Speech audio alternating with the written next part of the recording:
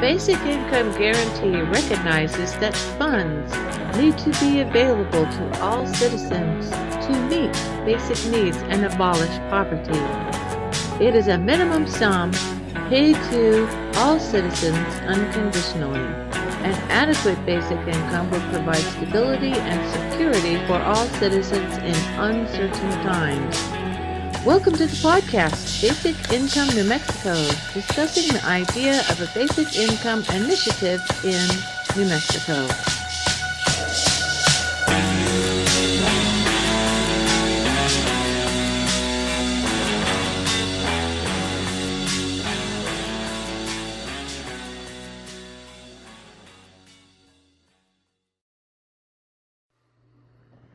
Hello, this is Karen Christine Patrick. Thank you for listening to New Mexico, Basic Income New Mexico, right? And New Mexico in the brain. I was writing an article about my great state today. I got on Twitter, as people often do, for a break and got myself embroiled in a spirited debate. I think everyone was playing nice in the sandbox. Maybe some people don't think that I was, because I did use strong passion in my arguments, but not being mean or calling anybody a dirty name or anything of that nature. But I surprise people with the strength of my argument when it comes to issues related to the basic income.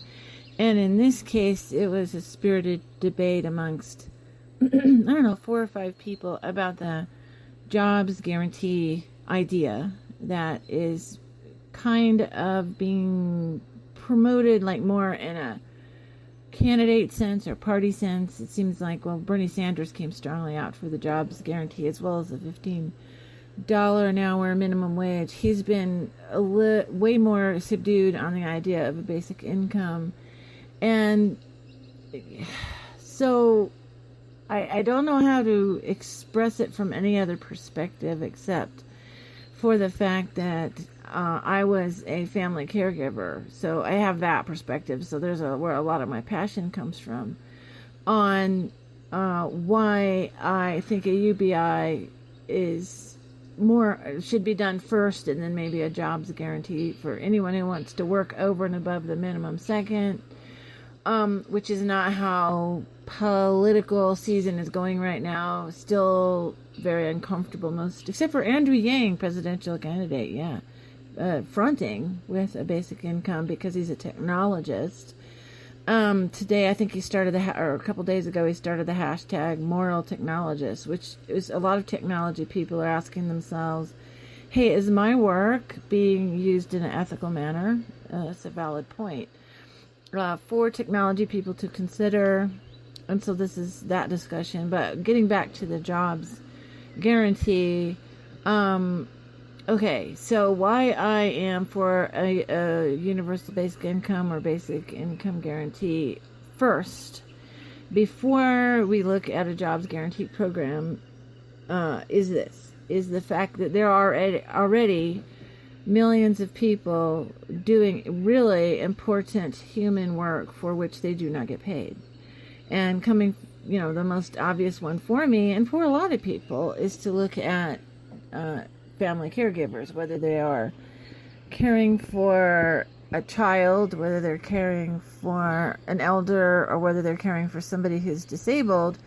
That's essential work, because if you take that person who's in the being cared for, I always call it your loved one. If you take your loved one and you put them in institutional care, then suddenly the price goes way up for the cost of that, because somebody isn't going to take care of your loved one without getting paid in the same manner that you would do when you love them and want them to get the best of care.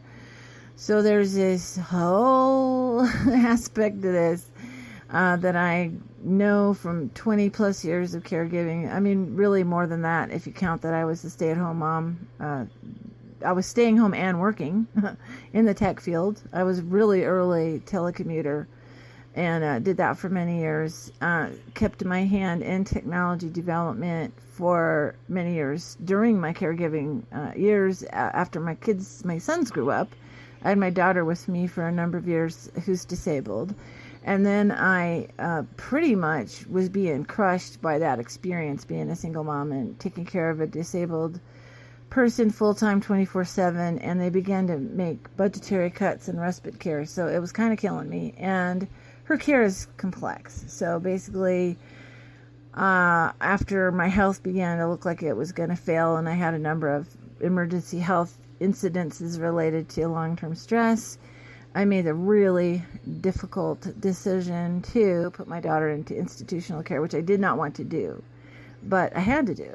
And it was horrifying and hard and you know, I still have conflicted feelings about it, as anyone would if they care, because you know your care as a loving person, if you're able to do it, is going to be much more comprehensive and thorough than any institutional care. So that's my situation, my life situation. So when it came into the idea of jobs guarantee, which I have no problem with people getting a job, and that, you know, as far as to, you know, pay their way and all, what frustrates me is the lack of recognition of jobs already being done that are not supported.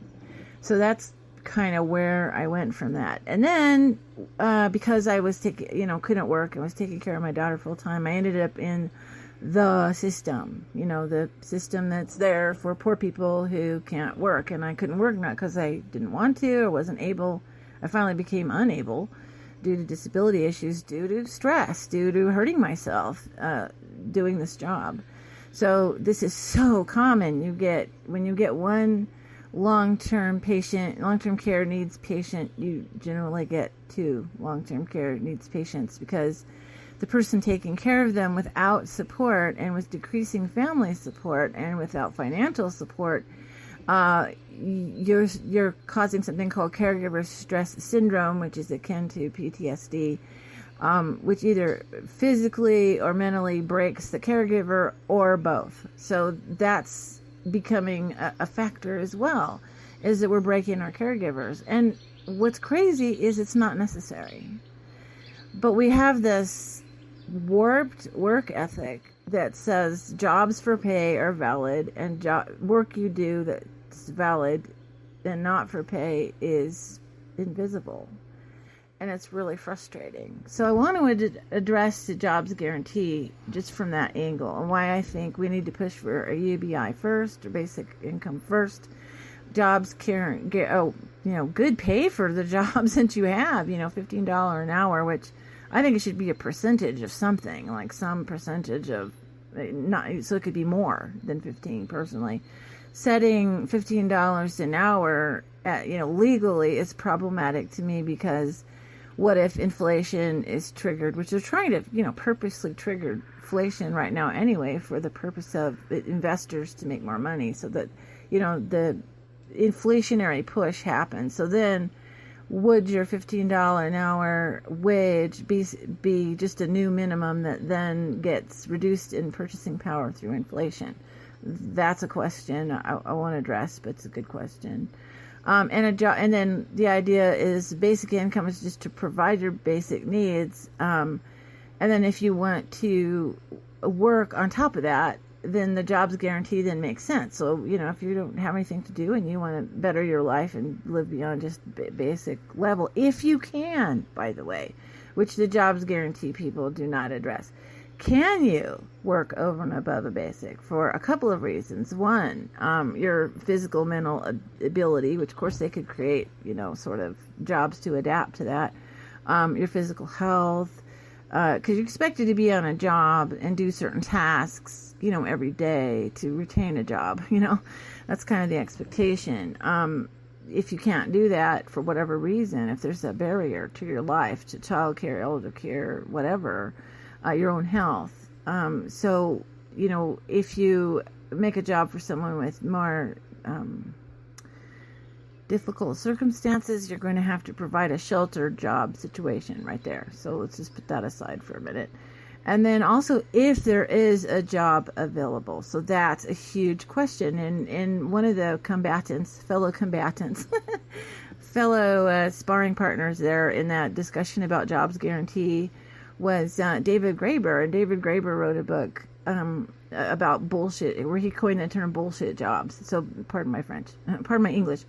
Bullshit jobs are jobs that you're doing that sort of are made up. And he started with this idea of asking people, or polling people, or finding out if the people's satisfaction in the job they have, and if their job went away tomorrow, would it matter to them or the company? So it was an interesting premise for looking into that, and finding that more and more people have tremendous job dissatisfaction because it feels like busy work, or it doesn't feel like it means anything, and so that's what he termed bullshit jobs, meaning that it's a job that's created just for someone to have a job, rather than I had this discussion with somebody yesterday, for someone to feel that they're important because they have 5 or 6 people working for them doing some innocuous thing, but they feel important because they've got that person working for them, which I've seen that happen to people who work for really, really rich people, and the rich people make a job so they got someone to talk to all day long. I observed that with somebody on their job. It's like, oh, I get it. You're paid to listen to this guy talk for 3 or 4 hours at a time. I get it, So yeah, that's the thing is we already have, that kind of work being supported financially, and important work of cleaning up the environment and volunteerism, child care, elder care, disabled persons help and assistance and care, etc., etc., etc., not being done because it's not monetized. So that's the key: what gets monetized and what doesn't. So that was what he addressed. And so if you just say there's a jobs guarantee, then somebody somewhere has to make, well, if that's guaranteed by the government in particular, you will have to have a big jobs thing, like what happened in the Great Depression when they created job programs, which pretty much only lasted the duration until the economy picked back up, by the way, which it did, in the post-war era of industrialization and rampant growth from applied technology, and now we're in a whole different world, because applied technology today is not a jobs growth thing automatically for you and me. In other words, yes, applied technology, first of all, leads more and more towards technological unemployment. I had a debate with somebody about trucking. I used to be married to a trucker, and how the trucking industry has consolidated to just a few large corporations who now will be incentivized to get rid of truck drivers by having driverless trucks. And it sounds nuts, but the tests are right there. The trucks like that are already being tested on the highway, as well as driverless technology, like Uber cars and things like that, to breathing down our necks. Because first of all, the technology is developing pretty close. Second of all, drivers are the weakest link because they can only drive for so many hours a day, and they get sick, and all that stuff. They can have an accident. They get too tired. They unfortunately, some are substance abusers and might be a hazard on the road, or not have enough training, etc., etc. Companies want to reduce that liability by seeing if technology will do that. Okay, so that's the thing, technological unemployment. Well, people say, well, that always creates jobs because you need someone to build the robots. Yeah, yes, but here in the United States, it needs to be understood, if you're an American, that the jobs that will be produced will not be here. They will be elsewhere, probably Asia. In other words, except for a few people sort of, being the on-call person for a particular incident. Once you pull, let's say, a truck who's had an incident into a garage, and you might have a mechanic working on it, but more and more and more, what will happen is you'll just have modular, repair, and you'll just get something that was manufactured out, pull out the broken whatever, and put in a modular device or part of the system or part of the engine that was produced elsewhere, and plug it right in and send the truck and load on its merry way. So that's where we're going. See, so it's we have a bleeding patient on the table. The bleeding patient on the table is jobs and are total dependents of your very life, your housing, your food, your family's life, laying there bleeding out from lack of capitalization, concern in a balance of the demand side of supply and demand. So you have these people that seem to think that, well, they can't quite categorize it basic income. They think it's either socialist, or they think it's communist, or they think it's, some ist or some ism, and it isn't. From the capitalist, I suppose, I grew up in that sort of political tradition and was preached to for many years about how supply and demand and free market enterprise and all that stuff works. But the supply and demand, so there's your basic models, like a scale to balance, right? Back in the Reagan era, they instituted supply side economics, which gave incentives and rewards and tax breaks and everything to the people who make businesses, because they made an erroneous assumption that economic activity starts when a business gets made by an investor, and that's not true. Economic activity starts when a human being needs something they're willing to pay for or trade for, by the way. It all started with trade. It wasn't even money before, and if I back in 1800s and I got a cow and I milk the cow and I've got some milk for sale, then I go over to the blacksmith to get some, a plow. So I got to trade some milk for the plow. That's where it all started from, a supply and demand kind of thing, free trade that way, Then we're kind of seduced to the idea that money works the same way, and it doesn't. It's a whole different thing, because there's a middleman, the Federal Reserve, which is not federal, and it's a private corporation, and the banks, which are private corporations. So now you have some entities with vested interests to put their fingers into the trade and mess with it. So when they did, they came up with supply side economics, which incentivized supply. So they're saying if you have lots of something, it brings the price down, which is a win-win for the customer. So yeah, Walmart, right? Okay, so now we have Walmart. So that's basically what Walmart is. Walmart is this mass supply chain, okay, that is supposed to then provide jobs to work in said mass supply chain. And I'm picking on Walmart because of the fact that my Walmart just got in a big giant orange mechanical column. It's huge. And what it is a pickup robot. It's the only thing I can call it. I haven't used it yet, but basically you completely bypass needing a human, as far, at least in terms of customer.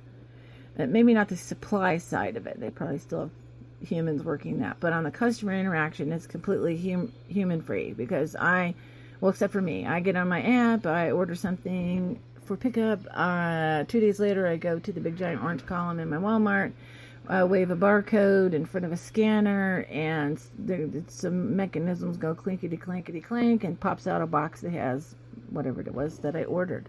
I don't have to talk to a human being at the normal checkout stand. I don't have to talk to the one person manning 8 stations at the self-check stand. So is this really providing a job or not? Well, all these companies and Walmart are going to have a big problem if they have no customers. If all the jobs that supports all of that goes away and is no more, who's going to buy the stuff in the big giant store from the big orange column?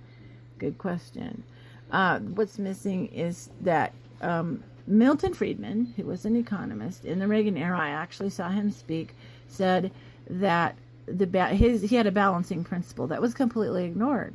And the balancing principle was to have a negative income tax. And what that would have done was if your income or you lose your job, or your income drops below a certain level, you get a tax return, maybe monthly, maybe yearly, probably monthly, equivalent to a basic income. In other words, in today's proposed way to do that is if you lose your job, then until you find another job, you would have let's say $1,000 a month coming into your household, which is better than nothing, okay? And that's a basic income via negative income tax. And they completely did not enact that part of his idea.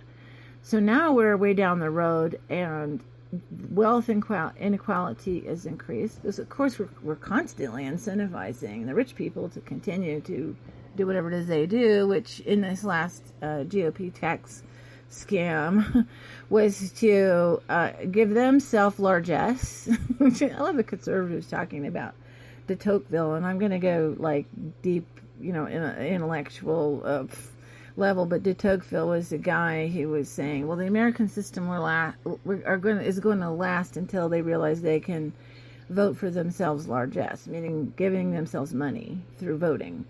And guess what? He was right, because guess who did that? The ones who did that was the upper classes. They figured that out. They could vote for themselves largesse. So you've got giant corporations who pay nothing in taxes. They utilize, let's say Amazon utilizes, or Walmart utilizes the infrastructure we all build with our taxes, the highway system, the infrastructure for communication, we're all paying for, and then they turn around and use it to do commerce without returning support.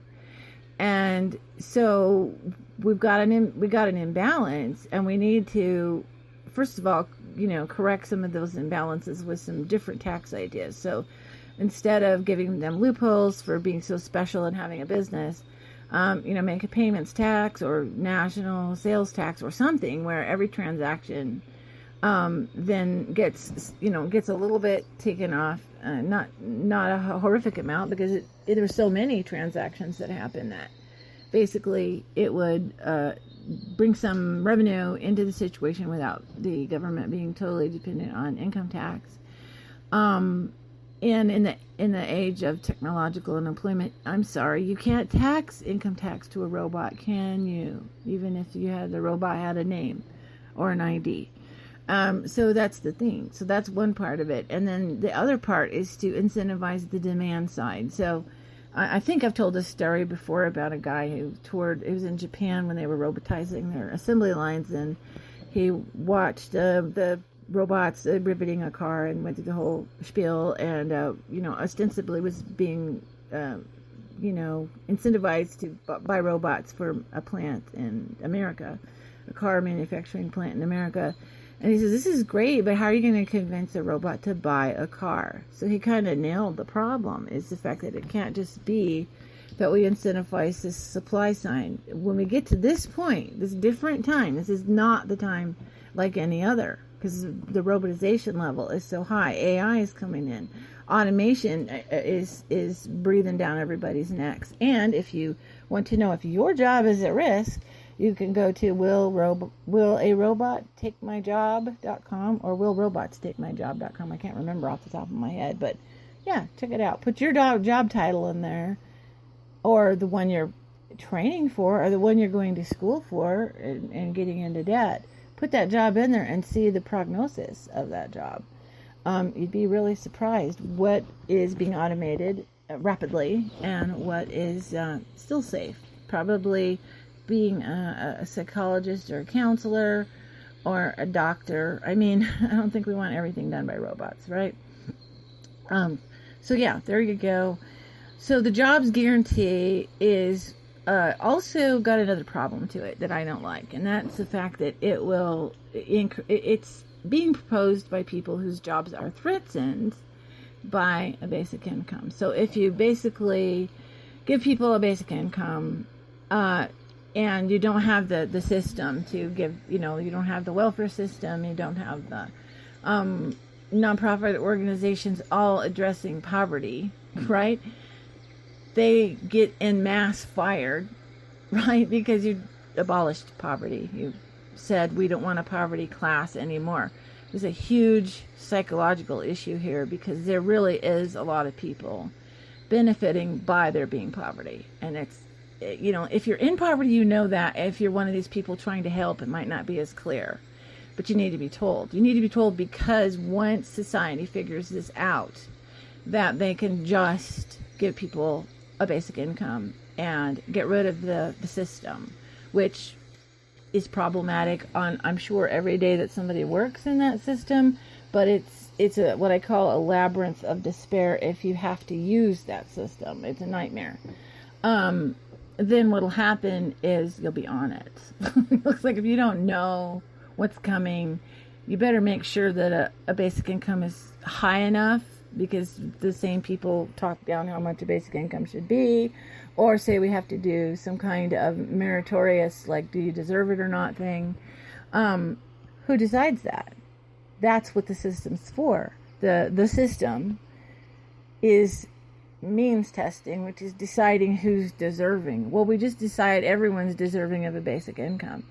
And that just boggles people's brains, and they feel threatened by it. And if their livelihood depends on their being, I mean, think about it. If your job depends on the fact that other people need to remain poor, and you fight against the thing that will help them, does that make sense? Does that make sense? Is that right? Is that moral? Because a lot of people try to take the moral high ground of we're helping all these people. Most of these people don't need help. They just need cash. Some need help. My daughter's disabled, needs more help than I did before I became fully disabled from stress and injury. Most people know exactly what to do with a basic income. And the people bring up the fringe element. Oh, people will sit around and play video games. Oh, they'll sit around and do drugs or whatever. The addict community is going to be there either way, okay? They're there anyway. If a person is playing video games and has no personal ambition, I kind of think they're mentally ill, really. You know what I mean? I think that they have tried to engage life and have been thwarted, and they're given up and got learned helplessness and doing the only thing that's available to them. So there's a pathology there that should not be the measure of whether everybody should get a basic income. Because I know lots of parents and grandparents that when they get their paycheck, every last dime goes to take care of their family, with them being last. In other words, when they get that money, the money that you think they will waste, they don't, typically. Some do. Okay, that's not the majority, I don't think. I think the majority, why would you keep something from the majority of people who know how to do the right thing? It's like saying nobody should use money, that we should have some kind of weird voucher system because they might not spend the money correctly. Well, I go down my street, there's lots of families in houses, they're paying their rent, they go to Walmart to get in their groceries or some other place. They're taking care of business, and they don't need office to tell them how to spend their money for basic services. And the studies are in anyway. When they have basic income is not a new idea. It's been studied many times over, particularly in the United States under the Nixon administration. Been there, done that. The studies show that when you give people a basic income, they go take care of business. They go get themselves housed, get themselves fed, take care of their families. That's the main thing that happens, with a few aberrant exceptions, but those people do that anyway. So why do we make sure that, first of all, if a homeless person is an addict, okay, then get them housed first is going to help them feel incentivized and supported to get off a substance abuse problem. Sometimes the substance abuse problem is self-medication to deal with the mind-numbing mental and physical pain of being outside all the time and being rejected by people and looked at as if you were an animal. I've known a lot of homeless people personally. I've been very close to it myself. After I did put my daughter in institutional care, I was at risk for that. I was actually category homeless. I'm not ashamed to say I was in a domestic violence relationship, and I was helped by the system to be in housing for single moms. And I got the housing to help me because I had my daughter who was in a wheelchair, and then I got on my feet and didn't need that service anymore. But literally, when I had to fill out forms, I was homeless, even though I was in institutional care. Until you have permanent housing, you're considered homeless. You're at risk, right? And And there's, people who, everything I said, if you were kind of like, well, she wants a basic income because she was, a failure or a loser or whatever. It's any of us tomorrow. Walk across the street, hit by a car, boom, now you're in the system.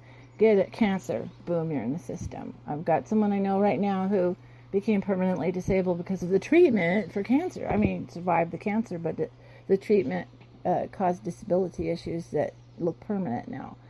So this is any of us at any time for any reason.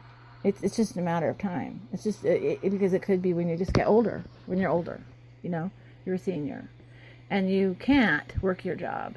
They retire you or you get disabled from age related stuff. I mean, this is everybody.